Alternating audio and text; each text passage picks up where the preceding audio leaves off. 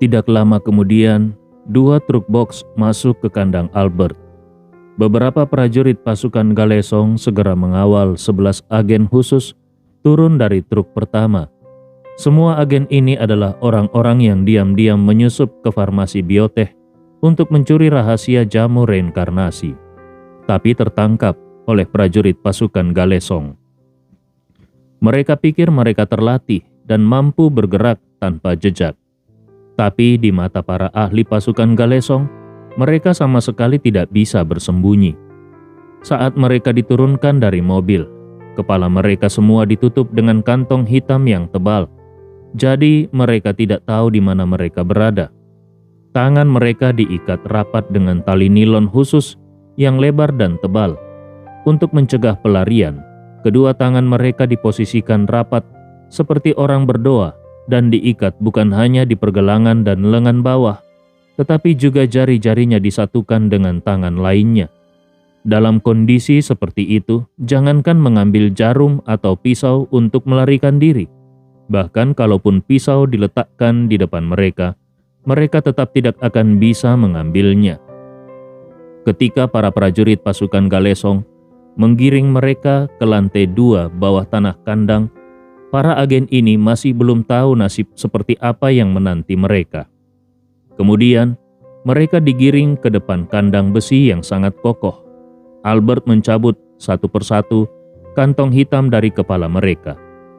Melihat belasan pria yang warna kulit yang beragam, Albert berkata dengan nada dingin, "Aku adalah Albert, penguasa lokal di Makassar. Di wilayahku ini selain Tuan Andi Rewa, tidak ada yang kutakuti. Kalian berani-beraninya datang ke sini.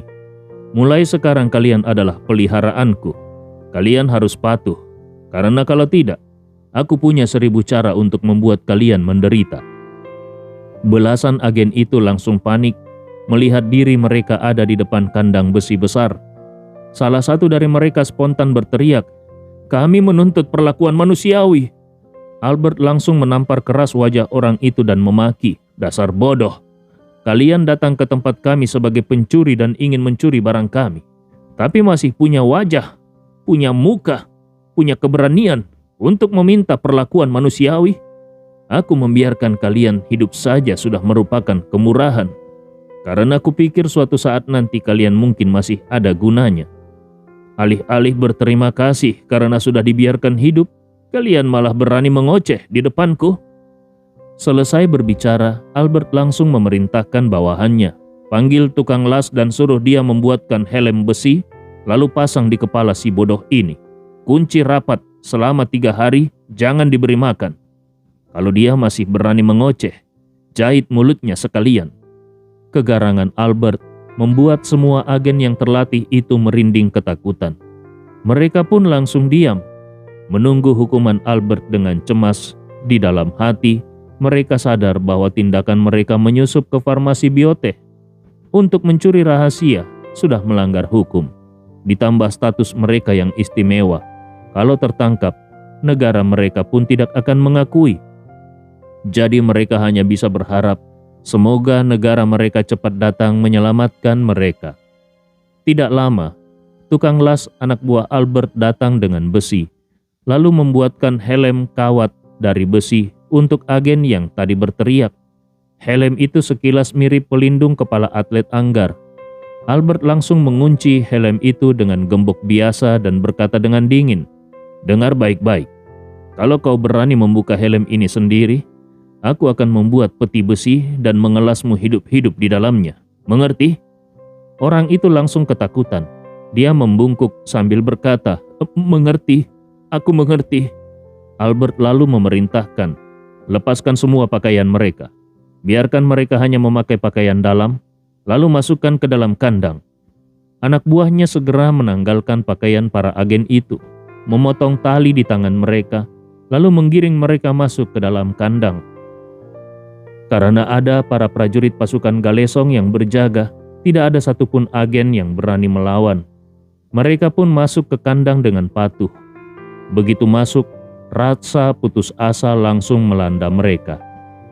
Kandang itu dibuat sedemikian kuat, dengan batang baja berulir berdiameter 30 mm yang disusun silang. Celah yang ada hanya kotak-kotak berukuran 10 cm. Cukup buat mengeluarkan lengan, tapi tidak mungkin untuk kabur. Kandang ini hampir mustahil dibobol dengan kekerasan. Setelah mereka semua dimasukkan, satu-satunya harapan mereka hanya pada pintu besi kandang itu.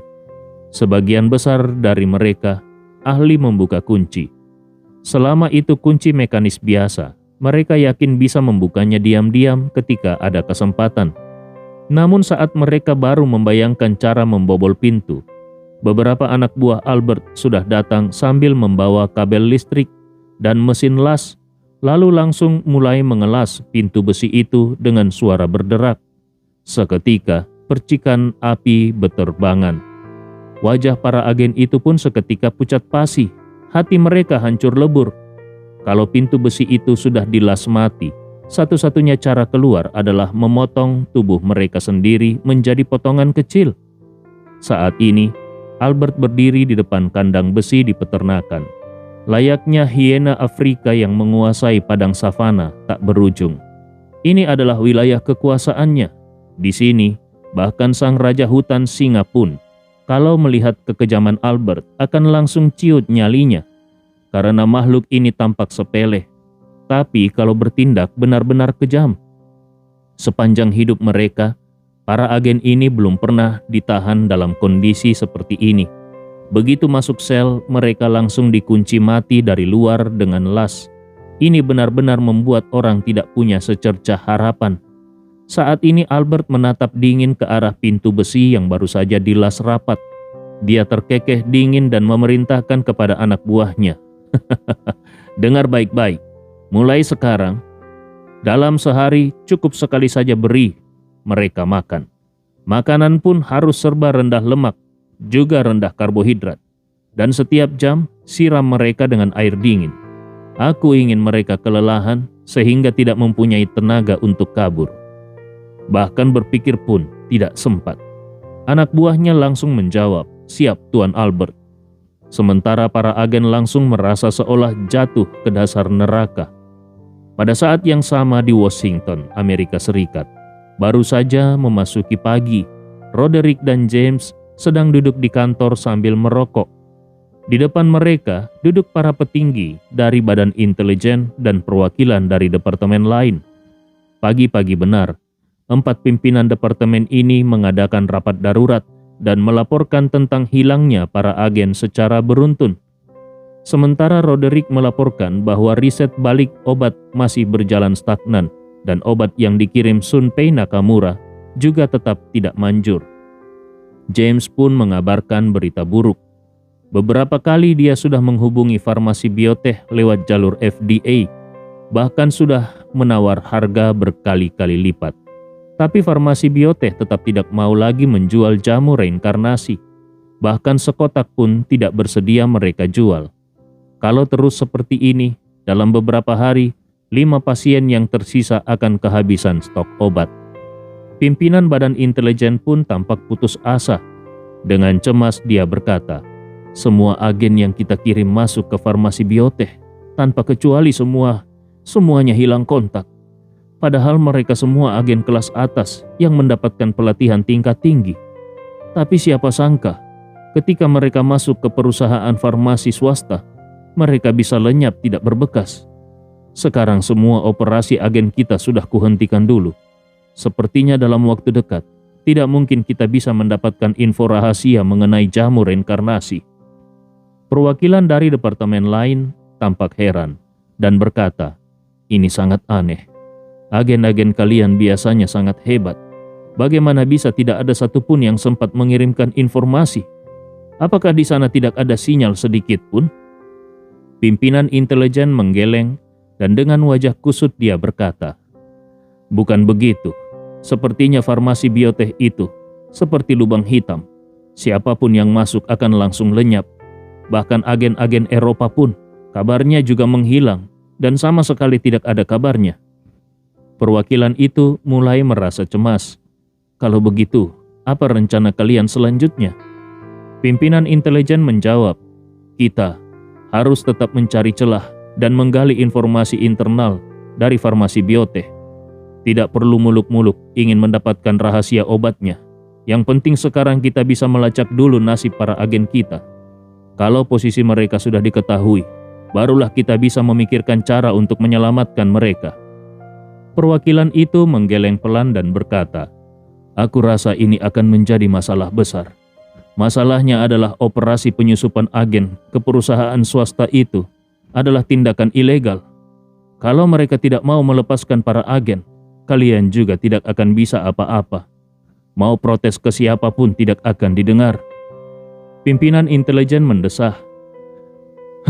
Satu-satunya cara adalah kita mengirim wakil untuk bernegosiasi secara diam-diam dengan bos dari farmasi Biotech. Kalau kita bisa mencapai kesepakatan, masih ada harapan agen-agen itu bisa pulang. Sambil berbicara dia menoleh ke arah James. "Ngomong-ngomong Tuan James, bukankah kau akan ke sana lagi untuk bernegosiasi dengan bos dari farmasi Biotech?" James mengangguk. "Iya, aku memang berencana akan ke sana lagi dan mencoba membeli obat lagi." Pimpinan intelijen buru-buru berkata, "Aku ikut. Nanti aku akan mengaku sebagai asistenmu. Aku ingin bertemu dulu dengan bos dari farmasi Biotech dan mencari tahu dulu sikap mereka."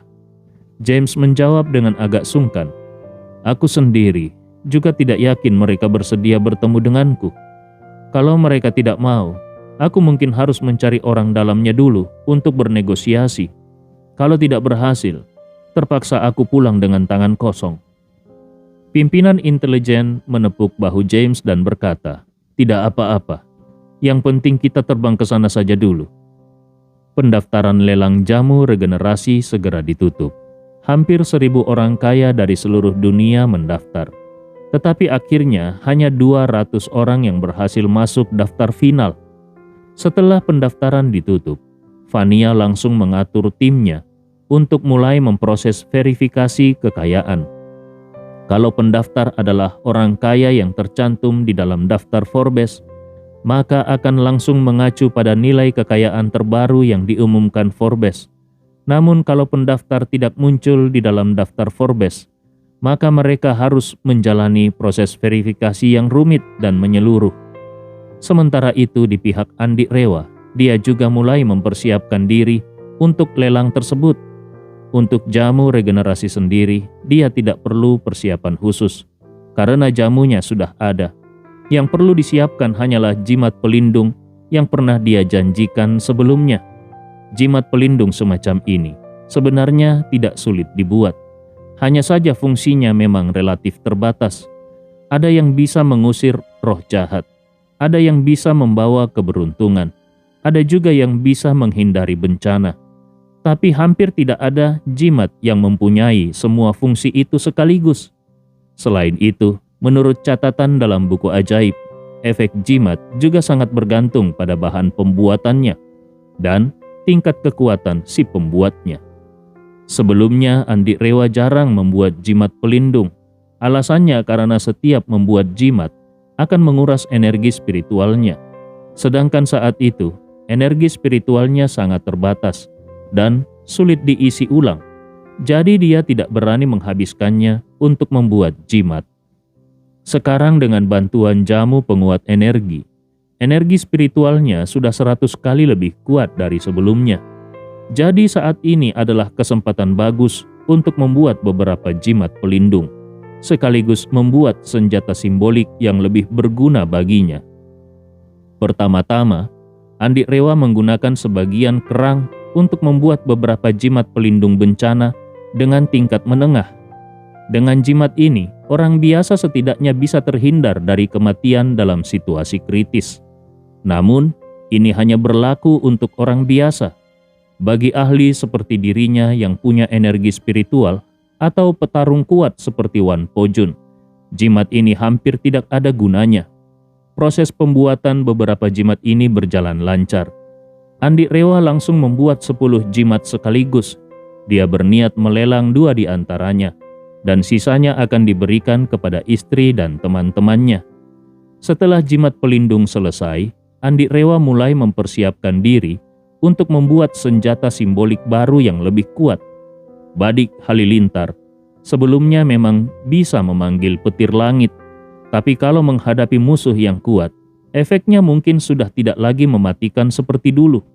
Jadi, Andi Rewa berniat meningkatkan kualitas Badik Halilintar ini. Badik Halilintar yang lama hanya memiliki satu lapis simbol sederhana di dalamnya. Sekarang dengan kekuatan energi yang jauh lebih besar, dia bisa menambahkan banyak lapisan simbol di dalamnya, sehingga efeknya bisa meningkat berkali-kali lipat. Maka Andi Rewa menghabiskan cukup banyak energi spiritual untuk menambahkan 10 lapis simbol penarik petir dalam Badik Halilintar. Lalu dia juga menambahkan simbol pemanggil angin dan hujan. Setelah semua selesai, Badik Halilintar yang baru ini tidak hanya bisa memanggil petir yang lebih kuat, tapi juga bisa memanggil angin dan hujan. Selain itu, karena memiliki banyak lapisan simbol, sekarang Badik Halilintar bisa diatur kekuatannya sesuai keinginan saat digunakan. Bisa lemah atau kuat, bisa dikontrol kapan mau dilepas dan kapan mau ditahan. Saat menggunakannya, Andi Rewa juga bisa memilih hanya mengaktifkan satu lapis, beberapa lapis, atau semua lapisan sekaligus. Setelah senjata baru ini selesai, ukurannya menjadi lebih kecil dan transparan. Namun dia juga tahu kalau senjata ini tidak boleh dipakai sembarangan, dan kalau tidak, dalam keadaan darurat, jangan sekali-kali menggunakan kekuatan penuhnya. Kalau tidak, keributan yang ditimbulkan bisa sangat besar dan sulit ditutupi. Bayangkan saja Badik Halilintar ini meski hanya mengaktifkan satu lapis simbol, akan langsung menimbulkan suara petir yang menggema. Karena itu, Andi Rewa mulai berpikir apakah dia perlu mempersiapkan senjata rahasia yang bisa digunakan secara diam-diam. Dia bukan agen rahasia, juga bukan tentara khusus.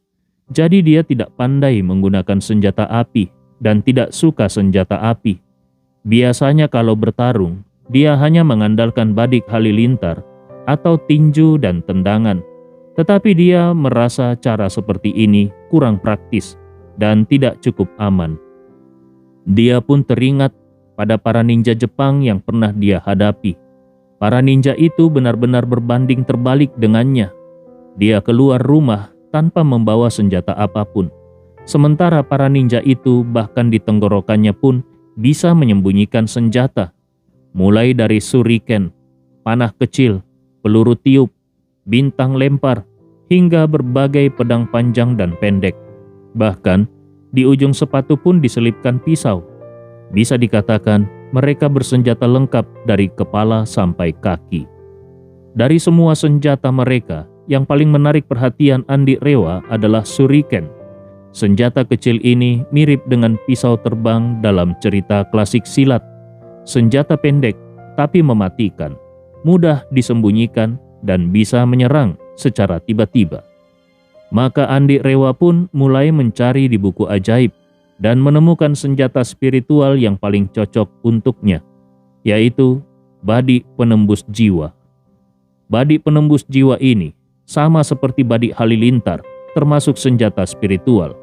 Kalau Badik Halilintar menggunakan simbol penarik petir untuk memanggil petir dari langit, Badik Penembus Jiwa menggunakan simbol pisau terbang yang diaktifkan dengan energi spiritual untuk menciptakan pisau terbang yang tidak terlihat dan tidak bersuara. Dan inilah yang paling disukai Andi, tidak terlihat dan tidak bersuara. Selama ini, dia jarang menggunakan Badik Halilintar, karena sekali dipakai suaranya terlalu menghebohkan. Kalau dia bisa membuat Badik Penembus Jiwa ini, nantinya dia cukup mengaktifkan senjata ini secara diam-diam. Maka kepala musuh bisa dipenggal dari jarak ratusan meter tanpa mereka sadari. Segala jenis senjata sihir, kekuatan dan efeknya selalu berkaitan erat dengan 3 aspek. Pertama, bahan yang digunakan untuk menempa senjata tersebut. Semakin baik bahannya, semakin kuat juga senjata yang dihasilkan. Ini sama seperti logika membuat pedang, semakin bagus baja yang dipakai, maka ketajaman dan kekuatannya pun semakin tinggi. Kedua, adalah kemampuan sang pengrajin. Semakin kuat aura spiritual dan semakin tinggi kultivasinya, maka senjata yang ditempa juga semakin hebat. Perbedaannya seperti antara orang biasa dengan seorang master pandai besi. Ada jurang yang tidak bisa diseberangi. Sedangkan yang ketiga tentu saja adalah kekuatan si pengguna itu sendiri. Tidak ada senjata sihir yang bisa digunakan tanpa batas layaknya mesin abadi. Seperti Badik Halilintar, senjata semacam ini ada dua tipe. Yang pertama, pembuatnya langsung mengisi senjata dengan aura spiritual. Dengan begitu, bahkan orang biasa yang tidak memiliki kultivasi, asal tahu mantra pengaktifan, tetap bisa menggunakannya. Namun daya pakainya tergantung pada seberapa banyak aura yang tersimpan di dalamnya. Jenis kedua, setiap kali akan digunakan, senjata tersebut harus diisi aura spiritual baru agar bisa diaktifkan. Sekarang Andi Rewa sudah memiliki aura spiritual yang sangat murni dalam tubuhnya.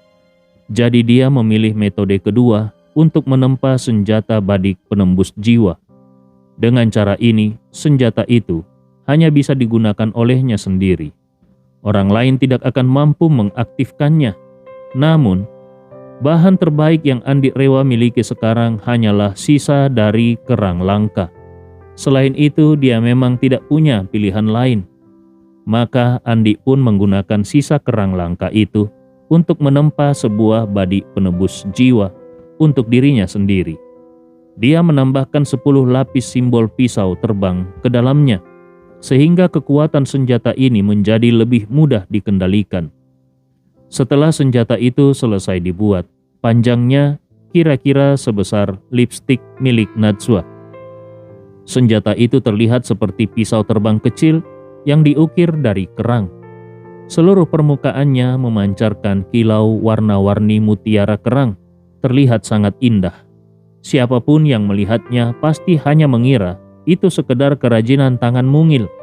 Tidak akan ada yang menyangka kalau itu adalah senjata mematikan. Untuk menguji kekuatan sejati dari senjata tersebut, Andi Rewa mengemudi seorang diri menuju pemandian air panas. Dia memutar lewat villa di pegunungan, melintasi beberapa bukit, hingga tiba di sebuah lembah sepi yang dipenuhi pepohonan rimbun.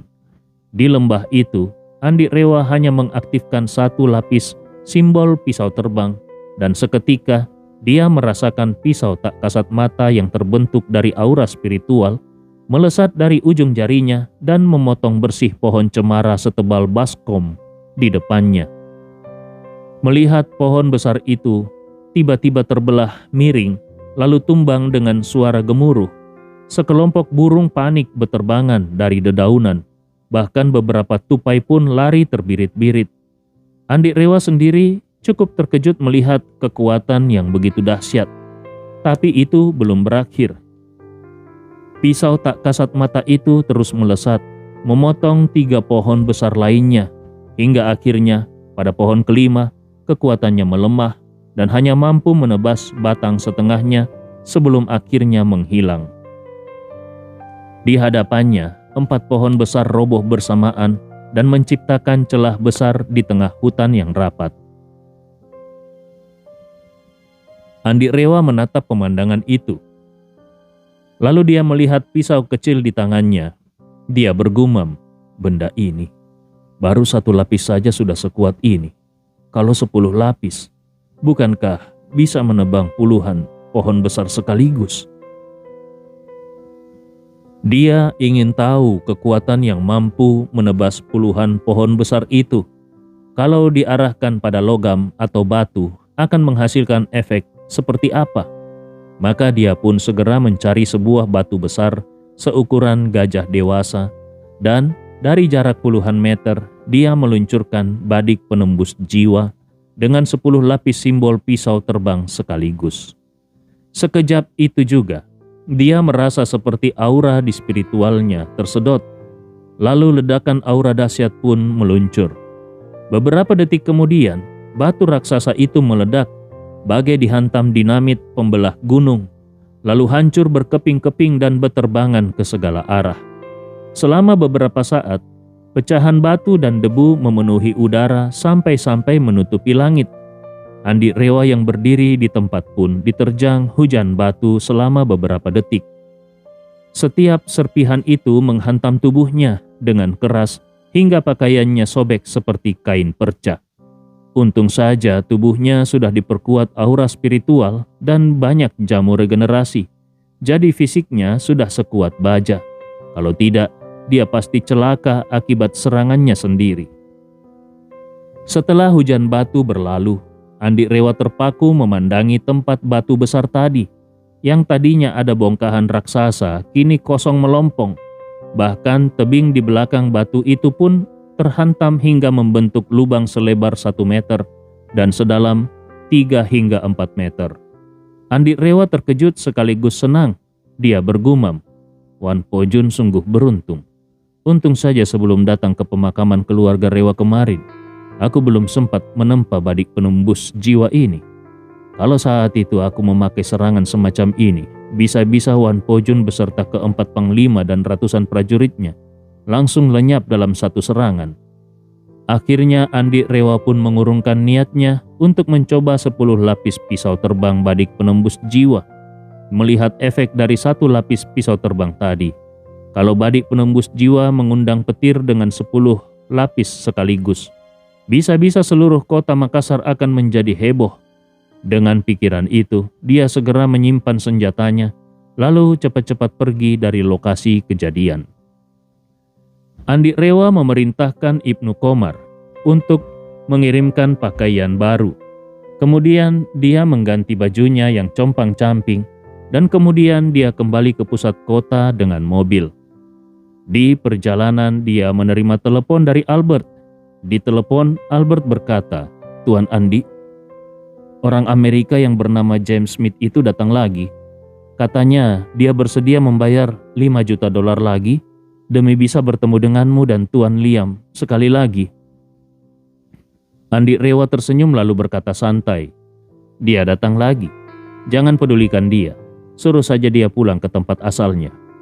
Albert langsung menjawab, "Baik, aku akan memerintahkan orang untuk mengusirnya." Bagi Andi, pertemuan pertamanya dengan James hanya untuk memancing rasa penasaran seluruh Amerika. Sekarang setelah mereka sudah terpancing, dia merasa tidak perlu lagi meladeni James. Saat ini di restoran Oceana, Camilla Winata sudah makan 4 kali dalam 2 hari di ruang VIP Permata restoran Oceana. Namun dia tidak pernah berhasil bertemu dengan Andi, orang yang hanya pernah dia temui sekali. Setelah menunggu 2 hari, kesabarannya belum habis. Hanya saja perutnya sudah mulai tidak sanggup untuk menampung makanan mewah semacam ini. Untuk menjaga bentuk tubuh dan kesehatannya, Camilla sangat memperhatikan pola makan. Dia bukan vegetarian, tetapi konsumsi dagingnya sangat terkontrol. Dia jarang makan daging merah atau seafood. Biasanya dia hanya makan dada ayam yang rendah kalori. Namun, di restoran Oceana, daging ayam dianggap bahan paling rendah kelasnya. Yang terhidang di meja adalah berbagai macam hidangan daging dan seafood segar. Dia merasa kalau terus makan seperti ini, cepat atau lambat dia akan mengalami anoreksia. Maka dia pun berdiri lalu berkata kepada Sasa dan yang lainnya, "Kalian lanjutkan saja makannya.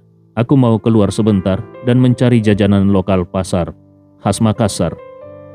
Sasa buru-buru berkata, "Nona, biar aku menemanimu." Beberapa bodyguard wanita juga ikut berdiri serempak. "Nona, kami juga akan ikut." Namun Camilla melambaikan tangannya. "Kalau kita semua pergi, padahal meja makan masih penuh dengan makanan, apakah besok kita masih berani datang ke sini? Nanti pelayan di sini pasti akan merasa curiga." Lalu dia berkata dengan tegas, "Kalian tidak usah ikut. Aku hanya ingin jalan-jalan sendiri. Kota ini cukup aman, jadi tidak akan ada masalah." Semua orang tahu betul watak keras Camilla, jadi tidak ada yang berani membantah. Mereka pun hanya bisa mengangguk setuju. Keluar dari ruang VIP, Camilla berjalan ke pintu depan restoran Oceana dan kebetulan melihat beberapa staf sedang menghalau seorang pria Amerika. Pria itu memohon-mohon sambil berkata, "Tolonglah, bantu aku menyampaikan kepada Tuan Albert. Aku datang jauh-jauh dari Amerika dengan niat tulus. Kalau Tuan Albert bisa membantuku bertemu dengan Tuan Liam, aku bersedia membayar 10 juta dolar. Kalau tidak bisa, asalkan bisa bertemu dengan Tuan Andi. Sekali pertemuan pun sudah cukup. Sebentar juga, tidak masalah. Mendengar kata Tuan Andi, alis Kamila langsung berkerut. Dia bergumam di dalam hati.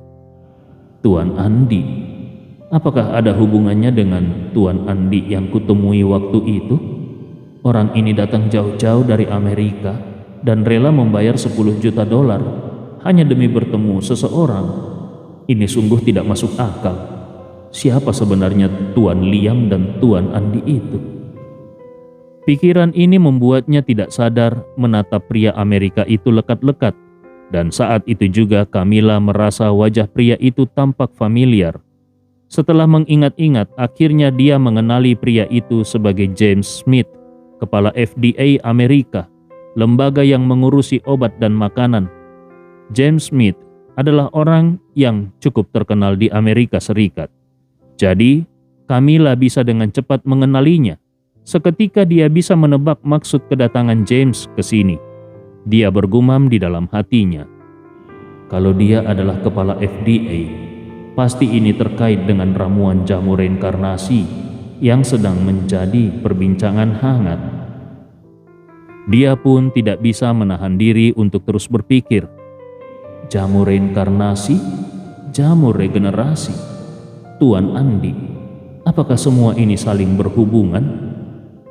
Saat ini James yang sedang kehabisan akal masih terus memohon dengan putus asa kepada pelayan restoran Oceana, tanpa menyadari bahwa Kamila sedang berdiri tidak jauh dari situ dan mengamatinya.